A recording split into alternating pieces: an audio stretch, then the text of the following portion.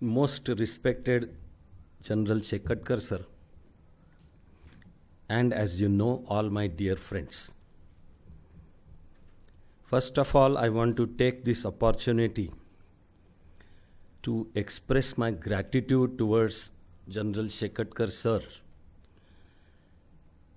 and my gratitude for giving us, Chanakya Mandal, this opportunity to co-host the seminar on integrated national security. I want to express my gratitude towards him for also giving me this opportunity to give a so-called keynote address. General Shekatkar Sir's presence itself are great blessings, and he is so full of love and affection for our work, including my personal self, that I do indeed feel blessed, and no words are enough to express my sense of gratitude towards him. You people have just recently seen what among the best of military officers and best of India's citizen looks like and talks like, thinks like and works like. I don't know whether you people know that he is past 75.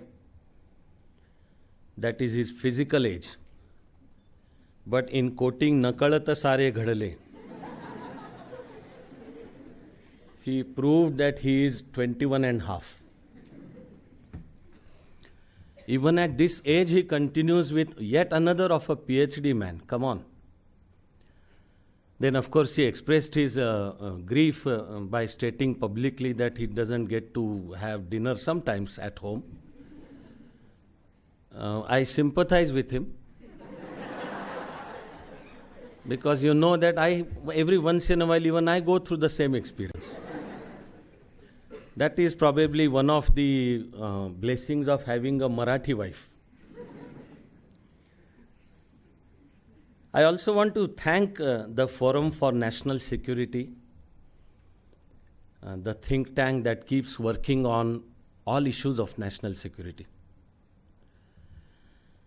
I would look forward to this session not as just one-time session, but I hope that this is beginning of a long-time partnership or paying attention to all issues of national security and also thinking and working on issues of national security. Shekatkar Sir did invoke you to do well in life. That on your behalf I can promise him that, sir, they will do well in life. And they will do well in life not because they will do personally well, but because they will serve Bharat Mata. That I am sure, and I repeat that promise to you.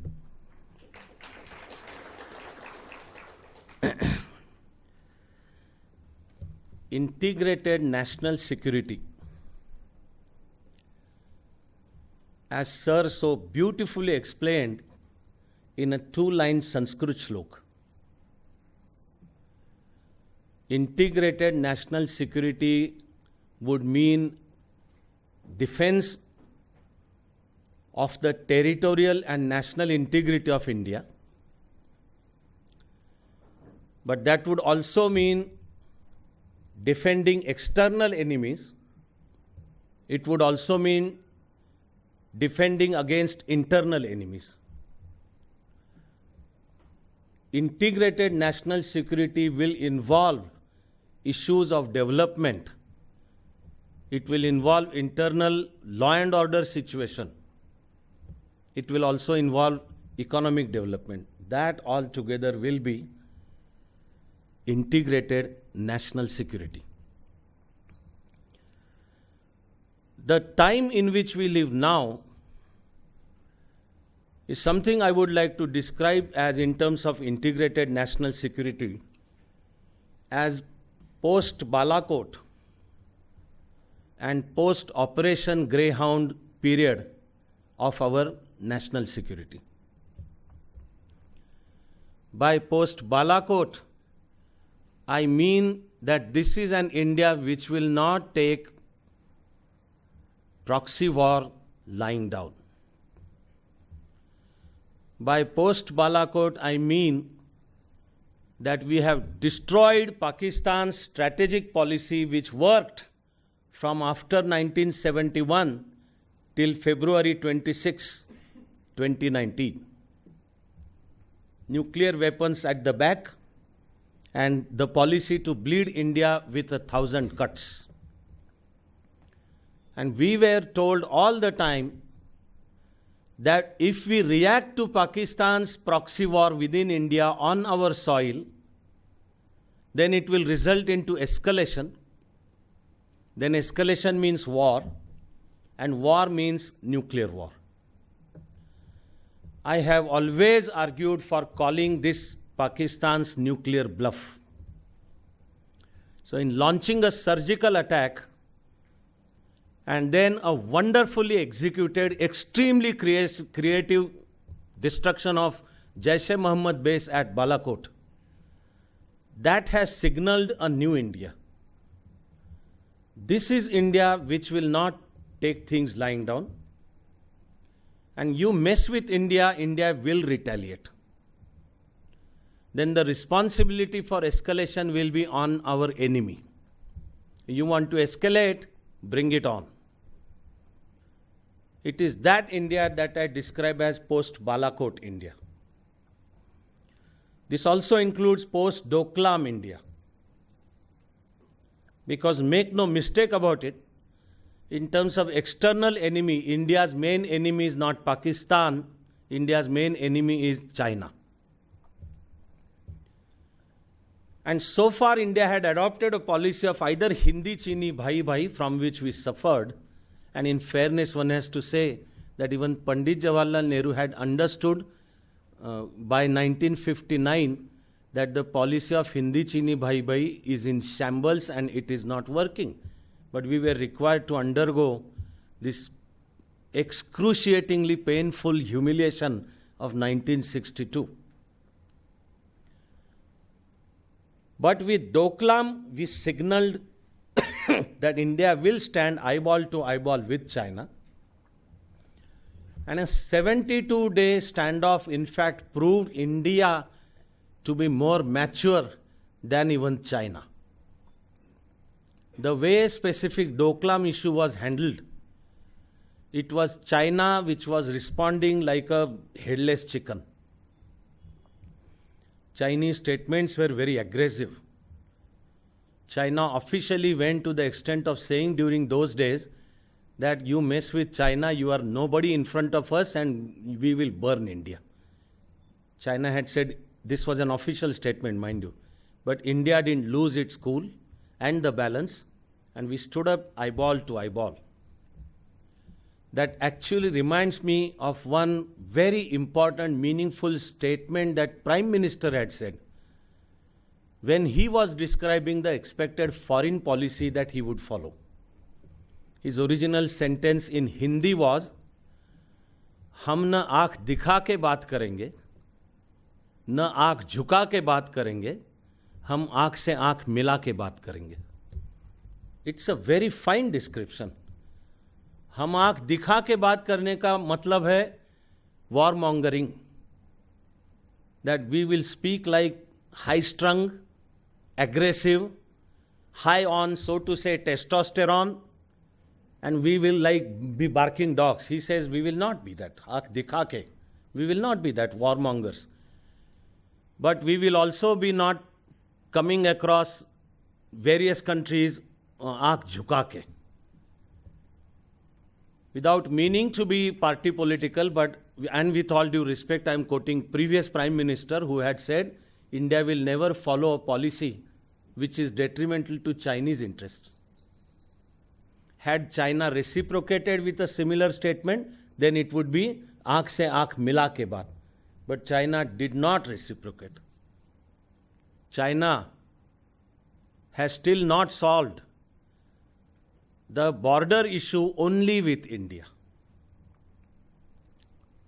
And China continues to call Jammu Kashmir as integral part of Pakistan and has Pakistan as all-weather friend. China thwarts India's entry into the nuclear suppliers group. And among 5 permanent members with veto powers, it's only China that opposes India's legitimate claim to the permanent seat with veto powers on United Nations Security Council. So to this China saying, and China refuses to call Maulvi Azhar Masood as international terrorist, to say this China, that India will not follow a policy which is detrimental to Chinese interest, becomes one-sided. This becomes a case of aankh jhuka ke baat karenge. That we know that the equation of power that is between Pakistan and India is probably the same equation of power between India and China. That in conventional warfare, Pakistan stands no chance against India. But probably some idea that similarly in terms of conventional warfare, that India stands no chance against China. And China also has nuclear power and is a permanent member of Security Council. So try to lie low and promise that India will not follow a policy which is detrimental to China. I repeat, had China sided with India, had China shown or done anything that shows Chinese concern for legitimate Indian positions, Bhutan, water sharing, Brahmaputra, Indus, Sindhu, and the examples will just go on. Forget Kashmir being accepted by China as integral part of India. From day one, that was January 1951, India had accepted Tibet as integral part of China. But forget Jammu Kashmir, Sikkim, which perfectly under Indian constitutional arrangements and also under all kinds of international law, legitimately became the 22nd state of India. China still does not accept Sikkim as an integral part of India. So the statement हम न आँख दिखा के बात करेंगे न आँख झुका के बात करेंगे, हम आँख से आँख मिला के बात करेंगे, that reflects equality of all nations. And we will come across as equals to all. So when we say integrated national security, it means external considerations and internal considerations also. It is in that sense that I'm saying that in terms of integrated national security, we live in post-Balakot, post-Doklam, and I'm carefully also choosing the words post-Greyhound period. Because as Sir just told us, national security is not only about external threats. It is as much, if not more, also about internal security threat. And there are 2 defined internal security threats in form of Naxalism and radical Islam. There is no wonder that both forces receive help from our enemies outside the country. There is no wonder that these two connect with each other and plan anti-India activities in a joint fashion because of the commonality of their enemy. Operation Greyhound is that operation undertaken by India's paramilitary forces which went after Naxalites. And it won't be any exaggeration to say that during last 4.5 or 5 years, India has tackled Naxalism as a law and order problem also, and more than law and order problem, it is also a developmental issue wherein our tribal brethren should be involved in developmental process. They should have education, nutrition, equal opportunities for job. So this has to be a multi-pronged approach. But Operation Greyhound is a successful case of going after Naxalites. This is India of post-Pulwama, post-Doklam and post-Operation Greyhound period. And while I am aware of all of it, my mind still keeps going back to one seemingly simple interaction which has made a mark on my mind. I had this great privilege and a great opportunity, and I consider that as a great honor, including, of course, my duty to be with Indian Army right during the Kargil war. I had this great opportunity to be at Dras and all those legendary battlefields of, say, Tolo Ling or Tiger Hill and others. Then I had, during the same time, opportunity to be in Kargil sector, and I'm not going to tell you the names, of course, because it's a part of my responsibility. But I got to see one operation where Indian rockets destroyed a Pakistani ammunition factory in POK, in Gilgit sector. That is when I was a privy to one briefing by a very senior military officer of a Major General's rank. At a point of time, he was also commanding officer in charge of that sector. And with usual military maps, he explained to me, that is a privilege of like 3 letters up behind your name. So I had this great privilege of C explaining our battle plan.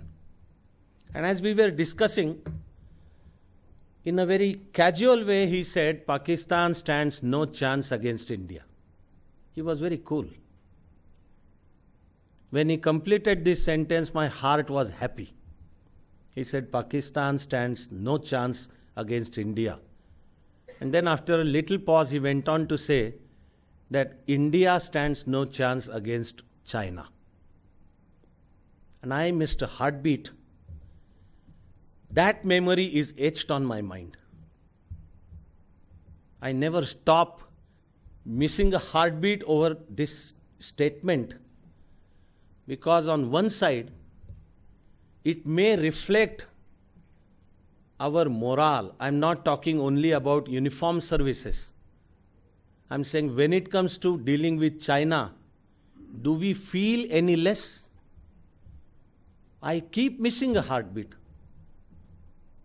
I keep missing a heartbeat when there is not a second when I forget, when I can bring myself to forget that we have allowed China to sit on the top of the earth in Tibet. From military and geopolitical points of view, this is the advantageous position where China is sitting. I can't forget for a second that India in near future may have to deal with a two-front war, a simultaneous two-front war. And some intelligent strategist actually described this possibility not as two-front war, but as 2.5 front war. Because while these two fronts may be Pakistan and China deciding simultaneously, it would also be the internal enemies and the sleeper cells and anti-national elements within the country, helped ably by, like sir already said, urban Naxals, etc. So India will have to be ready to fight a 2.5 front war. That is also where a common citizen's role will come into picture. So an awareness at the level of 135 crores is required for the issues of integrated national security. For any basically well-read Indian citizen, it is very easy to understand that even a cursory look at India's history, we have always been invaded by some invader at any point of Indian history, at any point of time in Indian history, beginning with 4th century BC. There has never been a time in Indian history when we were not invaded by some foreign power. That cursory look at India's history will also tell us that as a nation we have had alternating currents of national unity and fragmentation. And then you add these 2 points I just made, they will tell us that India was able to successfully take on foreign invaders when we were united and when there was a strong center. And India fell prey, among many other reasons, India fell prey to foreign invasions when we had political fragmentation and when there was no strong center, and when invasions were not considered as invasions on India, they were considered as if it was invasion of Sindh or invasion of even Afghanistan, and then invasion of probably only Delhi and then Kannauj, etc. That time, when we had forgotten or lost the idea of India, is when we fell prey to foreign invasions. These historic lessons must make us aware to look into the future and find out if for 2,400 years, and if I may say now 2,500 years, India has consistently been invaded. We take pride in saying that we have no designs on the world, that India never sent armies outside anywhere to conquer, that India's concept of conquest is Dharma Vijay, soft power, that we give philosophy to the world, we give music to the world, we give yoga to the world and Buddhism to the world, but we never send armies and we never butcher people and we never kill them, telling them to either adopt our religion or our way of life because it's the greatest one and I'm giving you the opportunity. We take pride in saying that. And yes, there is everything to be proud of, but then should we not be aware to even preserve and further enrich this civilization to which we belong? That would mean showing the capacity to look into the future, the foresight, and find out who is possibly the next enemy. Then it's not an act of some special intelligence to know that the next enemy is China. Even my personal reason why I keep missing the heartbeat, that within 15 years from our achieving hard-earned independence, I'm referring to 1947, probably that independence, with political integrity, notwithstanding even the heart-rending partition of motherland, in spite of that partition of the motherland, we had that political freedom and unity after perhaps 1,300 years. A hard-earned independence. And within 15 years, that border, which was India's most secure border, that geographical side of India where we could safely presume that, okay, we don't expect any invasion from that side, was thrown open for a new enemy. Majority of land invasions of India happened from the northwestern frontier, the Khyber and the Bolan passes. Thanks to Shivaji Maharaj, who gave us a national vision and with which Marathas fought and so sought to go to Attak. But by the time Marathas were in a position to fulfill vision given by Shivaji Maharaj, we had a new enemy that had come across oceans. Shivaji Maharaj had shown even that vision to understand that it's a danger to India's national sovereignty and integrity. It personally makes me sad that we fell prey to this invasion that came across oceans. And then after 150 years of that colonial rule, we fought hard, and we fought in a non-violent fashion, and we also fought with weapons, earned our hard-earned independence. Within 15 years, the most secure direction, the most secure border was thrown open to our enemy. There is no end to which my heart keeps beating me, okay, keeps missing a heartbeat. We need to wake up and understand that China is not just a competitor or a rival But China, unless China modifies its own policies, is India's enemy. It's an existential threat. It's a civilizational threat. And whether we like it or not, this civilizational and existential challenge is upon us. We better wake up and get ourselves ready for it. I repeat, this doesn't mean warmongering. This doesn't mean not having dialogue with China. In fact, there should be all dialogue. There should be all trade and commerce. There should be all exchange in science and technology. But that relationship should be as equals. There should be CBM, confidence building measures. But we should not forget for 1 second that given a chance, and if right kind of global situation appears, we are first target for China. Whether we like it or not, these are two different and two contradictory political systems which are at confrontation with each other.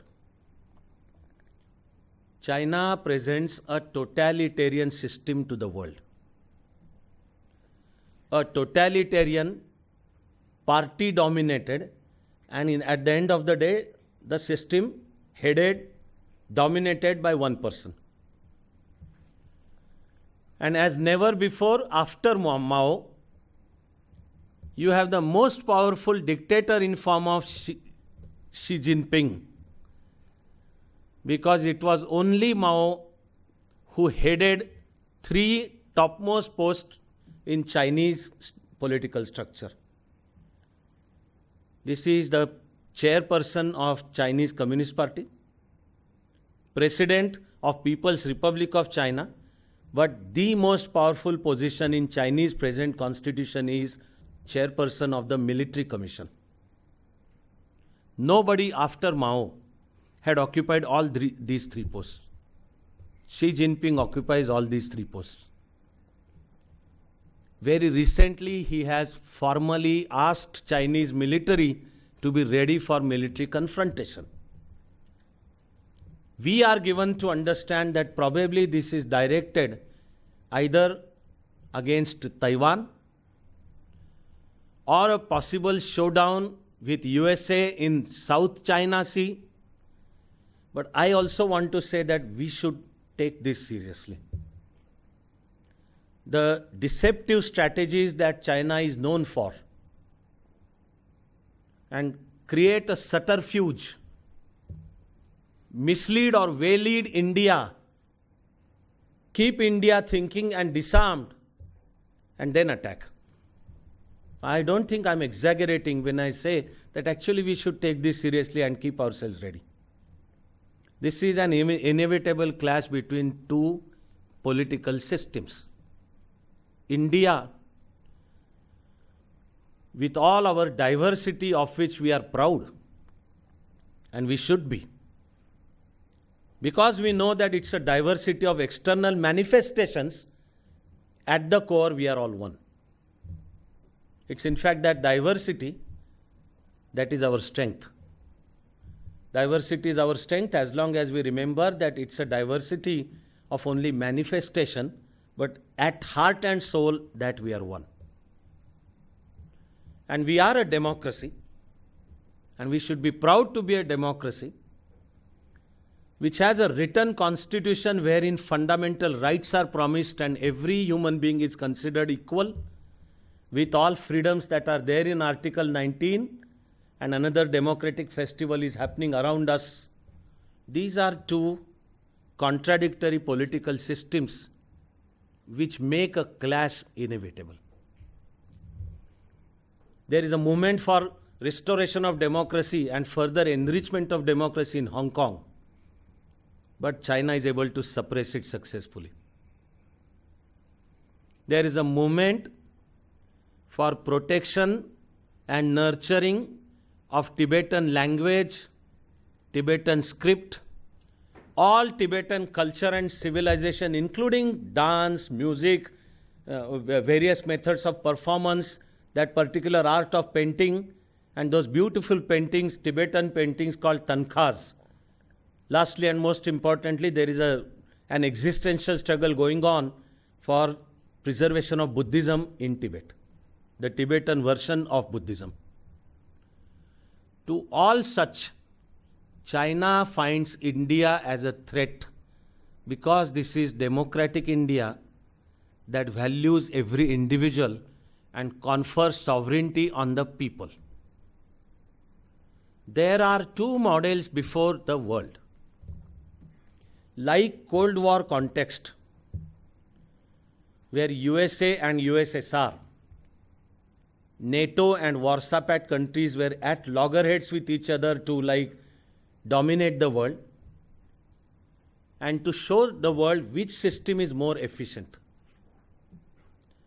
which system is capable of lifting more number of people outside poverty, which system confers a better standard of living upon people.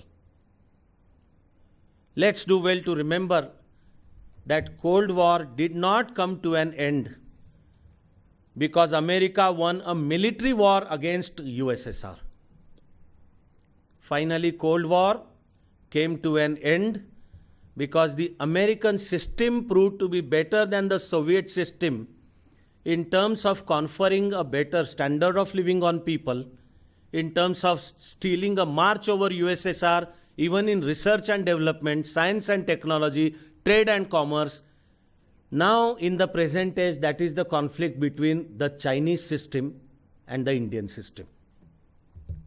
India will have to prove that even as an economy, job creation, research and development in all walks of life.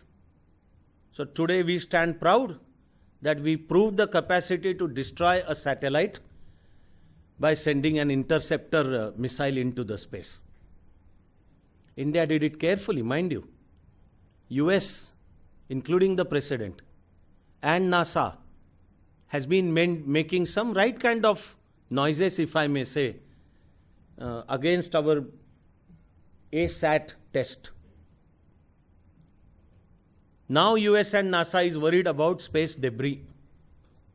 But India has been careful about that we deliberately picked up a low Earth orbit satellite, keeping a possible space debris in sight.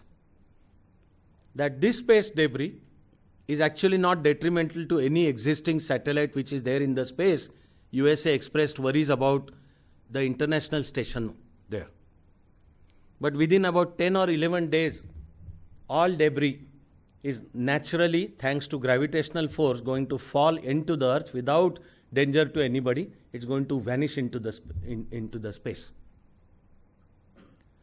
But this is an advance based on science and technology. Then we also dispatched GSAT. India also has placed our intelligence satellite. Mind you, this is a specific satellite there for helping us for all kinds of intelligence undertaking. So that is an inevitable competition between two countries. Today, when China claims that it is about to develop a quantum computer, if that happens, it means Chinese programs will be unbreakable. But India cannot remain behind. At a point of time, Indian scientists under Dr. Bhatkar Sir's leadership had taken up a challenge to develop a 5th generation computer. It's all about AI, artificial intelligence. It's all about robotics that is coming up. And there are military applications also, because military strategists have already started talking about robots fighting war. That future soldiers will not be human beings, they will be robots, controlled from some base where they will be controlled with like a Game Boy. And also unmanned aerial vehicles. And there are talks about, like we already used laser guided bomb at Balakot, and electronic surveillance of our borders, mind you. No walls are required. No physical sentries moving across. Our satellites can watch the borders and understand even a single leaf moving because of wind. So between India and China, this is that inevitable competition, which is fundamentally a struggle. It need not necessarily turn militarily violent. Let us hope and pray and work for that it doesn't turn militarily violent. But like they say in military strategy, best way to avoid war is to be ready for it. That if our enemy knows that you mess with India, we are capable of inflicting unacceptable damages upon you, so you better watch out. If we remain soft,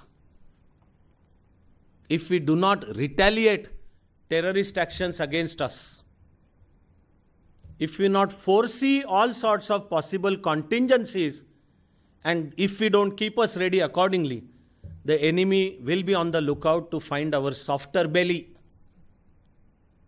And then enemy will not hesitate to attack, because enemy knows that we are not in a position to inflict unacceptable damage on that enemy.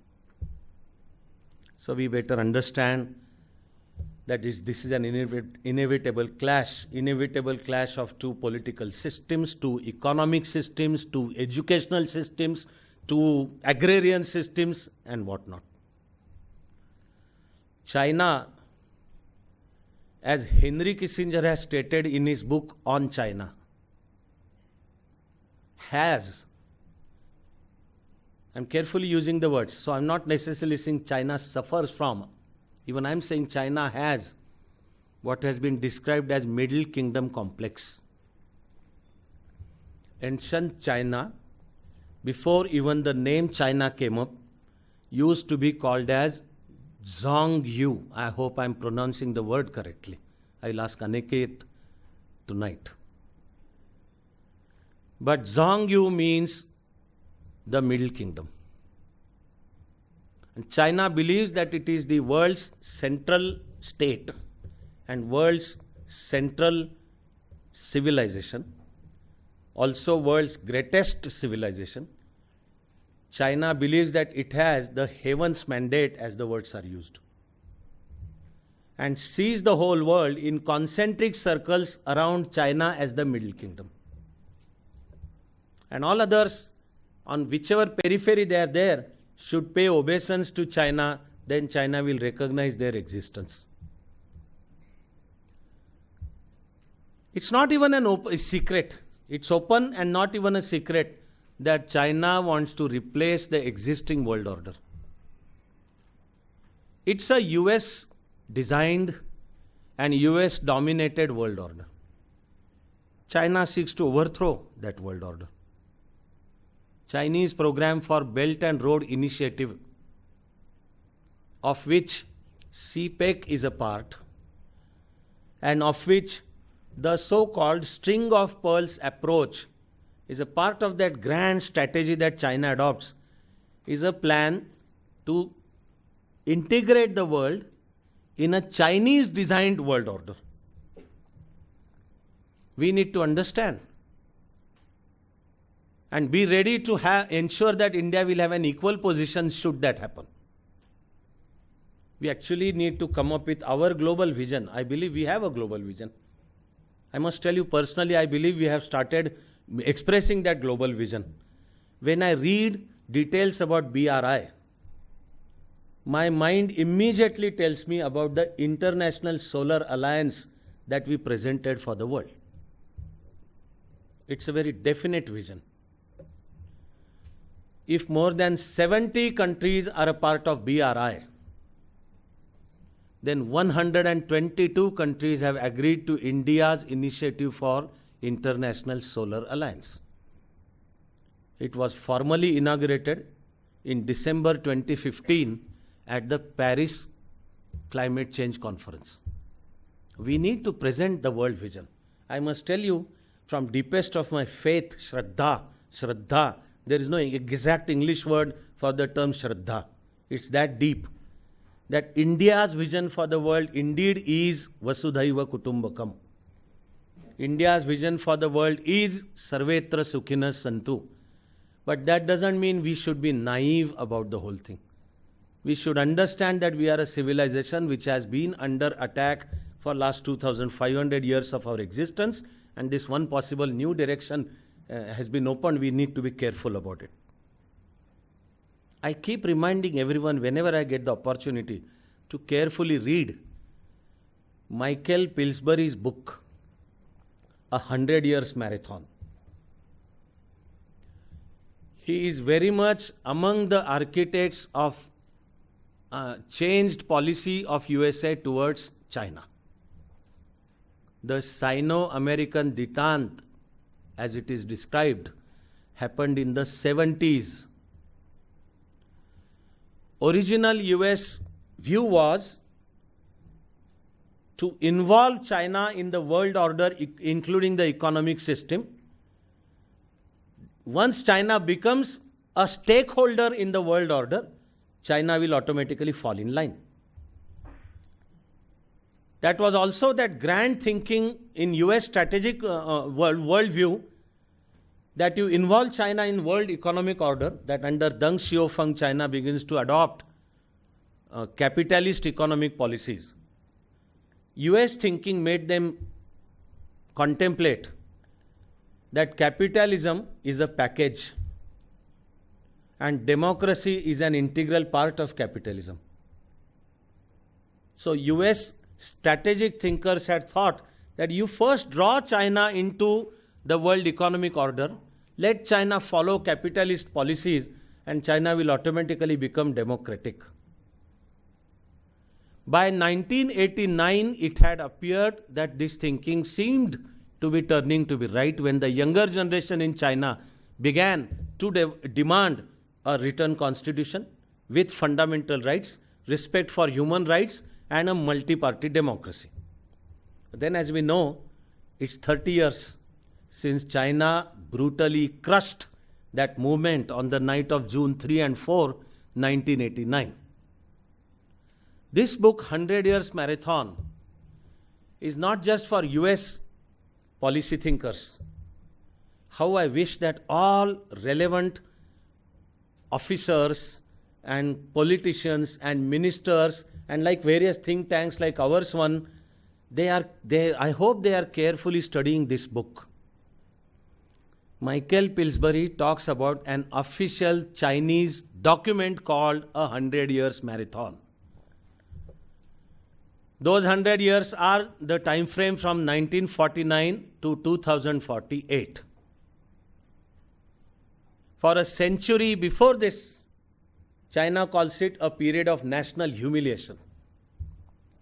And beginning with the successful conclusion of the Communist Revolution in China, 1st of October 1949, this 100 years marathon means a plan for China to dominate the world. A plan to have a China-dominated world order. India figures in that list, mind you. And Michael Pillsbury, with a careful, deep study of Chinese history, Chinese literature, explains to us how China follows deceptive policies until China thinks it's powerful enough now. It's Deng Xiaoping who set China on the path of becoming the world economic power that China is now. He had shown that Chinese wisdom of asking China to lie low, to bide for time. And he created the phrase peaceful rise. So message to the world that China's rise is not a threat to world order, it's a peaceful rise. And like China is an underdog in global politics and we want your help, we depend on your help, bide for time, wait for time. And once you are sure that your strength is now enough to take on the worst of the enemy, then defang yourself. It looks like by 2007-8, China decided that now China has built enough power. That is when China had conducted its own anti-missile satellite test and destroyed a satellite which had actually created more dangerous space debris. Chinese test was actually illegal under international law. The test India conducted a couple of days ago is not illegal under international law. I'm going to say all of us should very carefully study this book. And then along with this book also carefully read an ancient Chinese treatise on military warfare. This is Art of War by an ancient Chinese thinker, Sun Tzu. The summary I would like to tell you here is that victory in war is the best victory where enemy finds it even unnecessary and useless to fight with you. Military victory is best when it is won without war. This is a reference to psychological warfare. That you are able to handle your enemy in such a way that enemy finds it unnecessary also to shed blood, to fight. For example, again, if India stood up to China at Doklam, then in post-Doklam times, China starts responding not with military overtures or not by threatening Bhutan, but with what has been very aptly described as checkbook diplomacy. That China makes friendly overtures to Bhutan. And with over $3 trillion of foreign exchange reserve, China starts saying, what do you want? And we will give you. Same is the policy with Nepal, Myanmar, Sri Lanka, Maldives, Djibouti, where China is about to have a naval base over there. Checkbook diplomacy. Offer such terms where your adversary will feel tempted to accept those terms and not even fight with you. The victory is without firing a single bullet. Now, like Sun Tzu and Confucius of ancient China, we also have our own Chanakya. And when we study Michael Pillsbury's 100 Years Marathon or Art of War by Sun Tzu, and we study Confucius, we should also do well to study Chanakya, who explains international relations, and they are valid even during modern times. We would do well to remember that China does not accept Jammu Kashmir as India's integral part. Not only that China doesn't agree to Jammu Kashmir as India's integral part, in 2010, China has officially declared that China has no border with India in Jammu Kashmir. On a specific question to the Chinese spokesperson, what is your border with India? The Chinese spokesperson said, our border with India is 2,000 kilometers. Unless I explain, you won't understand the shocking significance of this. In fact, Chinese border with India is over 3,400 kilometers. But China, in the statement that we have no border with India in Kashmir, and coupled with that the statement that it's 2,000 kilometers, it means China is saying that Jammu Kashmir is an integral part of Pakistan. So where is the question? That 1,400 kilometers are our border with China in Ladakh and Aksai Chin region. And China just officially at political and diplomatic level just refuses that we don't even have that border.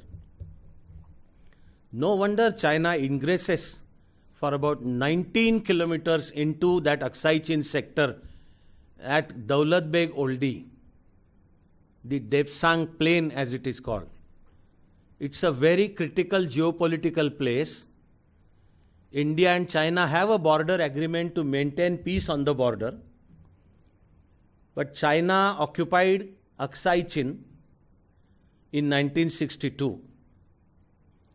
And Ayub Khan donated that northeastern triangular part of Jammu Kashmir to China, from across which China has constructed what is now known as the Karakoram Highway.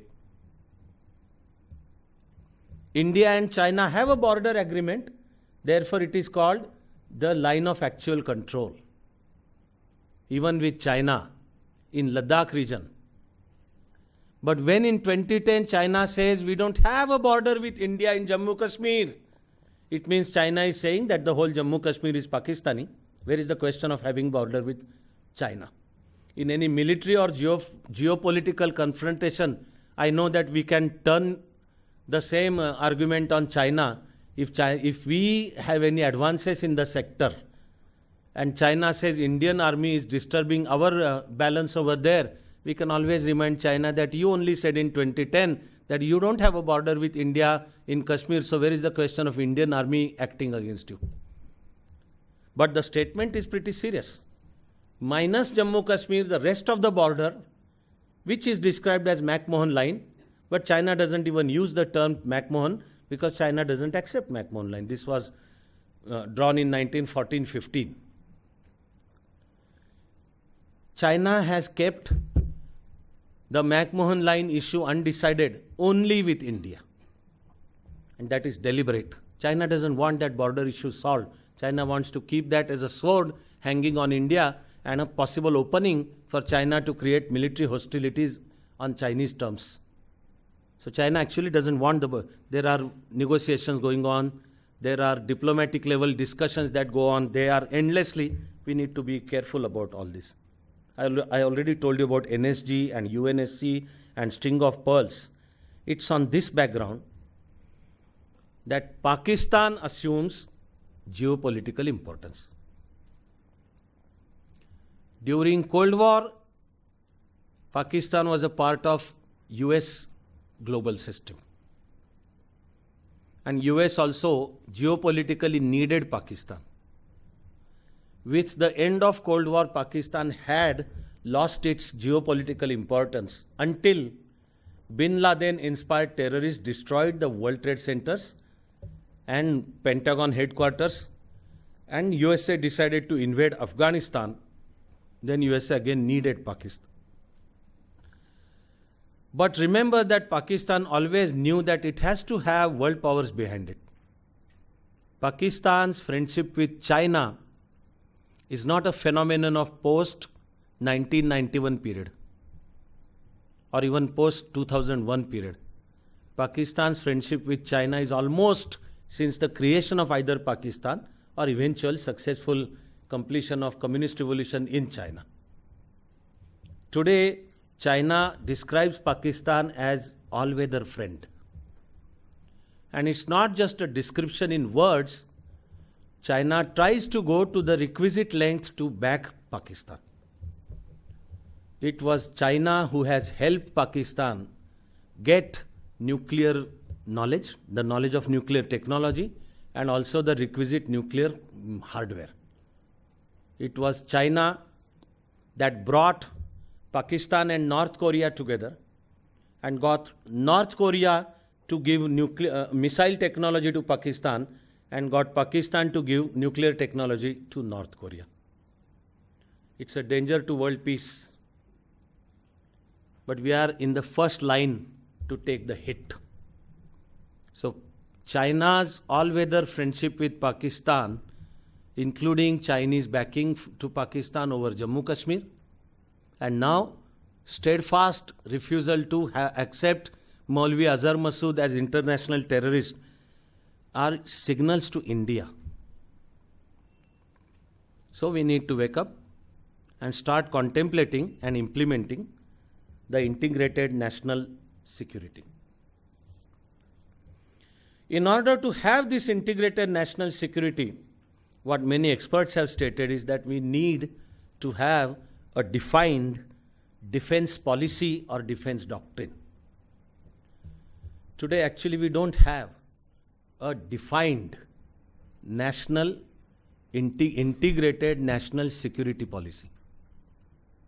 So experts, think tanks, and all need to get together. We are a democracy, so uniformed services are supposed to be guided, directed by civilians. So even defense policy is considered to be a prerogative of democratically elected civilians. Under rules of business with Government of India, defense policy is not with uniformed services. It is the responsibility of the defense minister.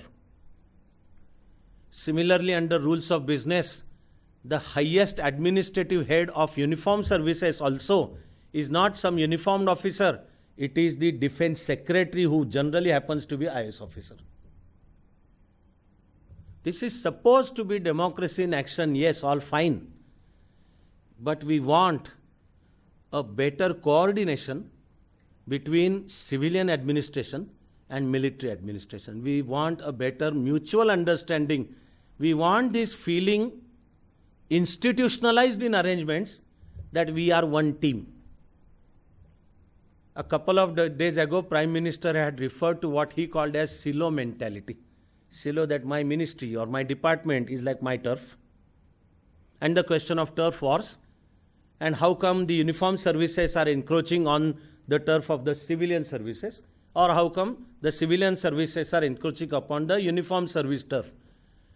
More often than not, it's the experience and the complaint with which I must tell you I sympathize, that uniformed services complain against civilian services.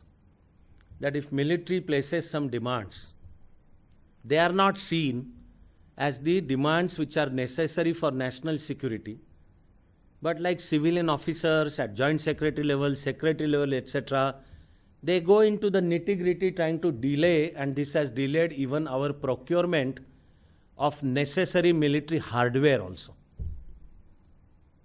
So we need to understand that actually these are teams together. I must tell you, I am of the opinion that uniformed services also should be involved in policy making, especially when it comes to national security policy and the national defense doctrine. I also know, that's why I said I'm privileged to have Shekatkar Sir over here, and it's an honor to talk about integrated national security in his presence, because the Shekatkar Committee has done a great job in making proper recommendations, and I believe the government has been taking suitable steps regarding national integrated security policy. We similarly need a better understanding and coordination between military and foreign policy. Now, civilian administration in internal security, so Home Department, Defense Department, and foreign policy ministries, these three ministries, they do not and they cannot stand in isolation from each other. Actually, even the fundamental task of foreign policy is protection of national self-interest. It is those national self-interest which are supposed to be protected and nurtured under the integrated national security. I'm sorry to say that we don't find this kind of understanding. A better grounding is required to be given to civilian officers with respect to military matters, and also military officers with respect to civilian matters. So we will develop into a better team. Similarly, our foreign policy thinkers and officers need a better grounding in understanding of military issues. Military, mind you, experts have used the terms force and power. They use the term military force and military power. The term military force refers to kind of military hardware or organization of army, units, air force, navy, and now the nuclear command, the cyber command, and the space command. And on and above all this, the most important warfare is psychological warfare, PSYOPs as it is called. But these are not silos where defense ministry only thinks about procurement of defense like material. Or one important step that is required is production of basically necessary military hardware within the country. That is what Make in India seeks to do. There is still much to be done, but that is what Make in India seeks to do. What is required is this understanding of the issues. What we seem to be building is military force. If we use the term military power, it would mean this better understanding and coordination between military and civilians and military and foreign policy. Actually, diplomats represent India's interests. And if military is to be used as an instrument of foreign policy, then it becomes military power, not just military force. It becomes military power. For a moment, just think of 16th of December 1971, when we had demolished Pakistan, when Bangladesh came into existence, and when commanding officer in charge of Pakistani army in Bangladesh, this was Lieutenant General Niazi, signed unconditional surrender. We had military victory. But more you analyze the Simla agreement, with all due respect to the great victory, many questions remain unanswered. More often than not, we do say that what we win in battles is lost in diplomacy. And among many reasons why this happens is because diplomats need to have a good grounding into how the military power works and how military power should be used to extend India's power. How military power becomes a backup for our diplomacy so that we can project power and defend our national self-interest. This would mean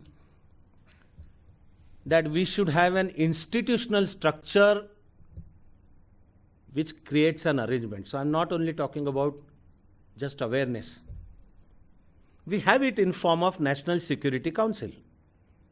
To our misfortune, one lesson of history is that we wake up rather late. So we did wake up rather late. We have a National Security Council headed by NSA, National Security Advisor. There have been committees which had recommended that NSA should have cabinet rank. At a point of time, Government of India had accepted it. But it so happens that unfortunately this did not take place. Today, there are NSAs, and without exception, all NSAs have been people of great character and deep understanding, including the present one, that is Ajit Doval.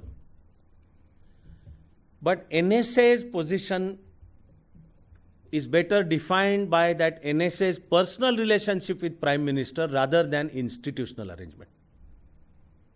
So if we need this integrated approach to national security, we need to strengthen National Security Council, including National Security Advisor, and on the council should be experts from civilian field, from paramilitary forces, from military forces. Sir's committee has called it integrated defense. So India needs to work towards integrated defense. This term integrated defense also will have very many other implications. As of now, with some exceptions, Army, Navy and Air Force, which are three wings of our defense forces, unfortunately and generally, broadly speaking, work in isolation from each other. There also we need better coordination. United States has had this institution and the post called Joint Chief. And there has been this recommendation, including the Shekatkar Committee, that said that we do need Joint Chief.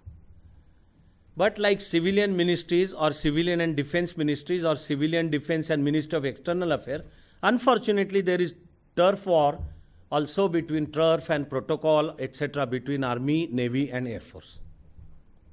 We should work, and there are recommendations made by Sir's committee, but we need to work so that we bring about a better coordination and synergy takes place so that Air Force provides the air cover under which our army can take an aggressive action wherever it is required, the pincer movement as it is called. And Navy has increasing importance because actually Indian Navy's backyard is from like Red Sea, the Arabian Peninsula, right up to at least Straits of Malacca.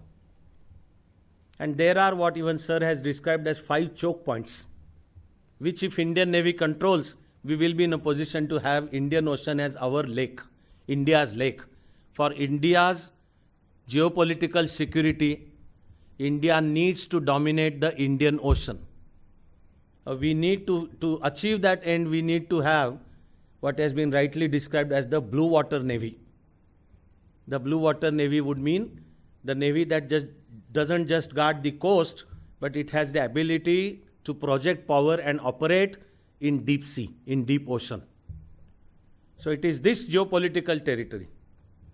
With the changing equation between USA and China, USA also changes its defense doctrine, and then instead of Atlantic, now Pacific becomes a more important terrain for USA. And starting with Obama, USA had its own document, defense document, part of which was called the Pivot of Asia. That now next important defense territory will be the Pacific, because it is flanked by USA on one side and China on the other side, which is where USA also wants India in. Western Pacific is, I would say, rightly called as Indo-Pacific. And even USA and many other countries over there want India to be there. With the Lookist policy we accepted post 1991, and the present government turned it into Act East policy, is a very right direction to achieve that end. So, better synergy and coordination between Army, Navy and Air Force. But with the changing times, now there is nuclear force, which, remember, in China and Pakistan is under military control. We do have nuclear command now, it is under civilian control. It is under civilian control so much so that if finally some buttons are to be pressed, the orders have to come from like civilian elected authorities, and then scientists have to be present there, and then various keys, etc. While Pakistan already has ready missiles against India. And the Pakistani civilian government does not have control over its nuclear weapons. Army has control over nuclear weapons. Pakistan has also developed what Pakistan calls as tactical nuclear weapons, what experts call as TNW, tactical nuclear weapons. They are small yield, but nuclear weapons to be used against advancing columns of the army. To the best of my knowledge, India does not have tactical nuclear weapons so far. If I am proven wrong, I would be very happy. But without becoming warmongering, we need to be ready for this. Then there is cyber command and cyber warfare. In fact, to say the least, the first stage of any future war will actually be cyber war. Hacking into our important sites or dispatching viruses in form of various bots. And today the world knows that China has the best record for all kinds of hacking. I'm not sure we are ready for that cyber command and also cyber warfare. As a student of military strategy and security strategy, I really hope that the hackathons which were held were actually aimed at developing Indian expertise over ethical hacking. And if required, our capacity to take on enemy in even cyberspace. Today I'm not sure that we have that. We have the ready institution. In terms of capacity, I believe we are the world's most intelligent people. Given the choice, 20-something kids in India will be able to bring down China in cyberspace, because there is no match for India's capacity for jugaad. We can break Apple code. There is no code in the world we can break. I am sure even if China develops quantum computer, and if government trusts Indian youngsters enough, they will develop a code to break Chinese quantum computer also. But apart from joke, there needs to be this policy. China, please remember, monitors and censors even the internet. China has over 55,000 people appointed full-time to only censor the internet. The world wants China as a market, so much so that they are ready to accept any Chinese terms, including that you will keep shut up about human rights. And you will not talk about Tiananmen Square incident. And if you do so, we will stop your access to Chinese markets. Yahoo accepted the term, Google didn't. There is no Facebook in China. there is no Twitter in China. And then not only that, there is no Facebook or Twitter in China. China has its own version of Facebook and Twitter. There is a network called Baidu. Chinese Twitter is called Weibo. And we don't have all our internet and all our cyber capacities are all based on American companies. So Facebook, in tandem with Cambridge Analytica, can bust into our data, information base, sell it to our enemies, and that is increasingly can interfere in our electoral process. So this is one area where India also needs to wake up. And last but not least, in fact, extremely important one is space. Under international treaty, space is to be peace zone. And space is not to be used for military purposes. But the fact of the life is, those are eyes in the sky. And all our military movements henceforth are likely to be like dictated, guided from over there. There was a time when US satellites had actually seen Bin Laden there in Tora Bora area of Afghanistan, and the order to take him out had to come from the president. So their national security advisor had to run to president asking for permission. That was not done on time, but USA had the capacity, mind you. USA has killed some of the terrorists with a missile dispatched by UAV, and the UAV that is controlled from some base in Florida, and that base receives all database from a satellite at a distance of like a couple of 1,000 kilometers revolving around the earth, making one round for every 19 minutes. So the satellites can train and focus on any particular area, and their resolution is so fine that we can actually understand the emotions on a person's face. And now with face recognition software, etc., the space command has also become very important. India's nuclear doctrine has been described as no first use doctrine. That no first use also means second strike capability. Up to a point of time, we said we will maintain minimum deterrence. That in last couple of years, India has changed. Now it is no more minimum deterrence. It is inflicting unacceptable damage on the enemy. But when we conducted nuclear test in 1898, we also announced a voluntary moratorium on further nuclear testing. In order for our nuclear weapons, nuclear weaponization, actually testing is needed. It's not like just tests are just conducted in 1898 and now we can only train our missiles. So that is one grey and kind of worrisome area. Some of the experts have spoken about revisiting the no first use doctrine. Pakistan has no such doctrine. Not only that Pakistan has no such doctrine, but Pakistan reserves the right to first strike. China follows no first use doctrine. But then that equation between India and China, that in the light of conventional warfare, India has many miles to go before we can start dealing with China. But since China also has nuclear weapons, it's not possible that nuclear weapons will actually be used in any event of war.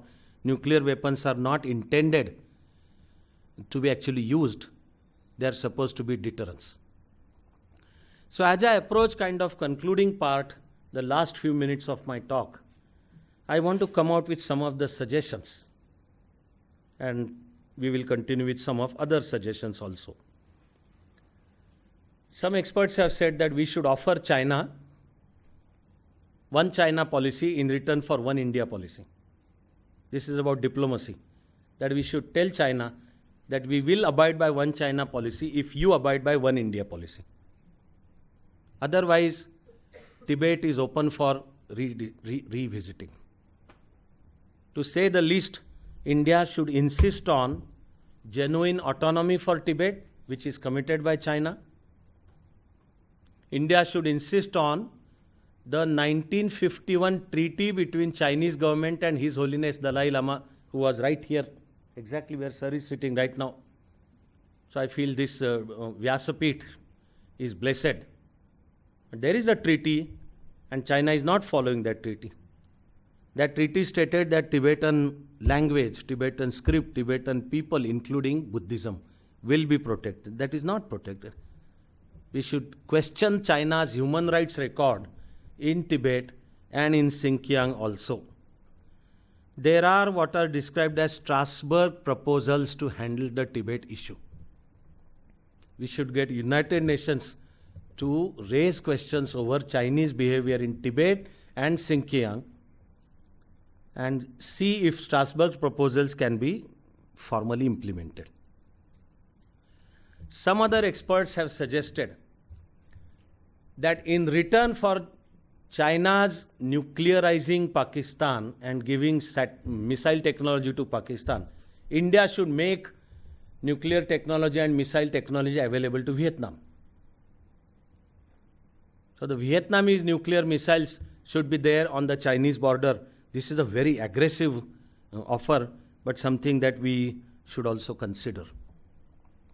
In terms of military preparation, we need to get ourselves ready. Because I find a proposition scary that Pakistani and military armies have already achieved what is called as interoperability. Interoperability means two armies can fight together. So their military systems, their commands, their communication systems are so geared that should the two want to undertake any joint action, they are there.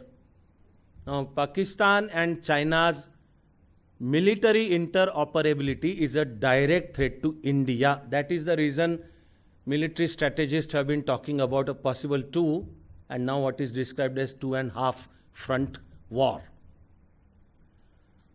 The geographical area would be North Kashmir. And we say we are there at Siachen. And part of our mind may start feeling solace that we are there at Siachen.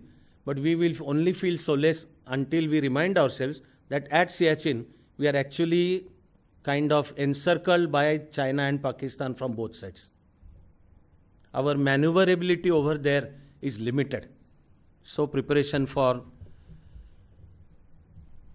a possible 2-front war. As I said in the earlier part of my talk, that national security is also predominantly in the minds. So in terms of even security, be it internal or external, the psychological warfare is going to be important. That is where the cyberspace also comes into picture and fake news become important. If Indian mind starts thinking that China is too powerful for us and we can't take on China, then we have lost the battle even before it began. If China succeeds in strengthening Naxalites, jihadi radicals, and the insurgents in Northeast, which China is doing all the time, Chinese aim is to keep India engaged in Indian subcontinent. Chinese aim is to make India fight on its own soil. Our job is to overturn it, ensure that our borders are secure so that India can rise and play the rightful global role. That needs national unity, and that also needs a legitimate pride for who we are. That as Indians, what do we represent? That why are we, like Gandhiji and Vivekananda used to say, an ancient civilization which has modernized itself, that there is something to live for and something to die for. That civilization is the single most important part of defense doctrine. So our strategic plan may include taking up the issue of Balochistan,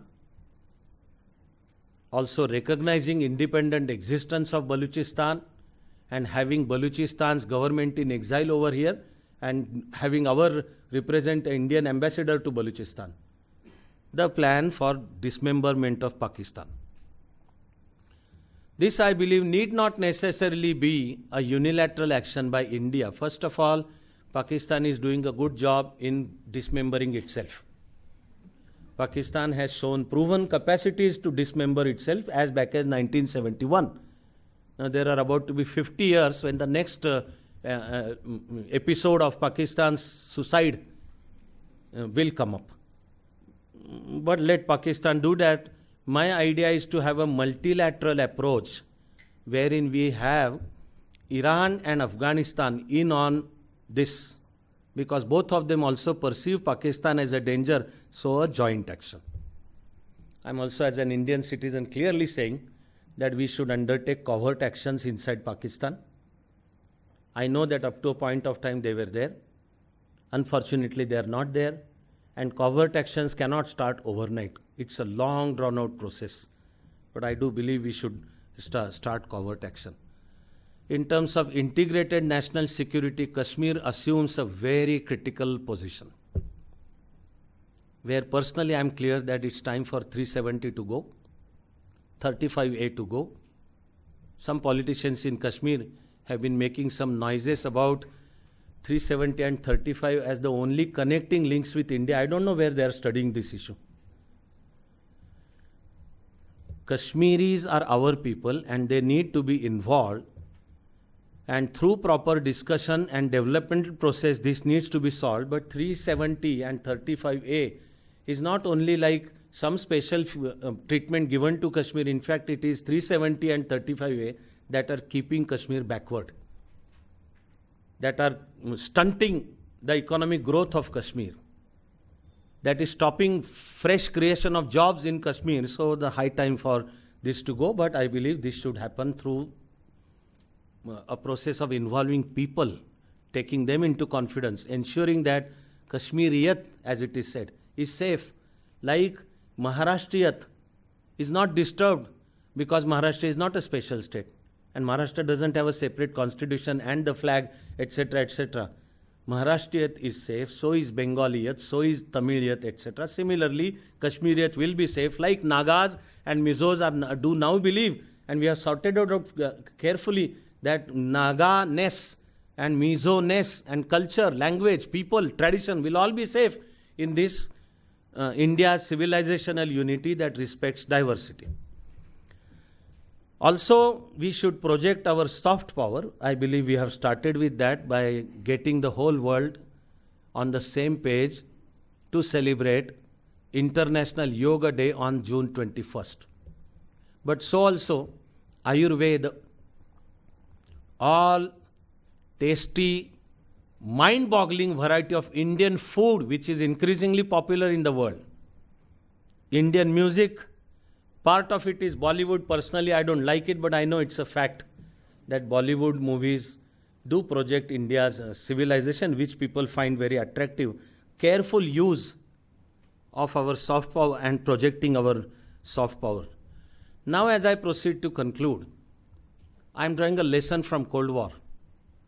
I did mention that USA did not win the Cold War because USA defeated USSR militarily. USA won it because US economy proved to be stronger, better, more prosperous than USSR economy. USA won because the form called democracy proved to be more efficient than communist democracy, communist economy. Also in terms of social cohesion, welfare of the laborers also, there are lessons for India to learn. So a strong economy, a minimum growth rate of 10% per annum to be maintained for next 3 decades. This is how we will reap the benefits of demographic dividend. Hindu-Muslim unity also is an integral need for national security policy. And neither pampering nor hatred is the solution. Inclusion is the solution. And I must tell you my personal belief that Indian Muslims are Indians. And in the event of any fight with any enemy, including not only Pakistan, but let me tell you even Saudi Arabia, I believe majority, overwhelming majority of Indian Muslims will stand by India. So continuously hating or holding one particular community as a community responsible for some misdeeds by a bunch of you. Indian constitution and democracy is strong enough to take care of those misled or waylaid elements. But the overall policy in terms of economy, social policy should be all inclusive, and I do believe that that is our policy, and our constitution is strong enough. It will finally come down to citizens, us, everyone, everyone's role. So an enlightened and aware citizenship is the last resort. This session is meant for it. May there be officers in all walks of life tomorrow from amongst us who work for India, who serve Bharat Mata. My best wishes to all of you, and my thanks to Sir again.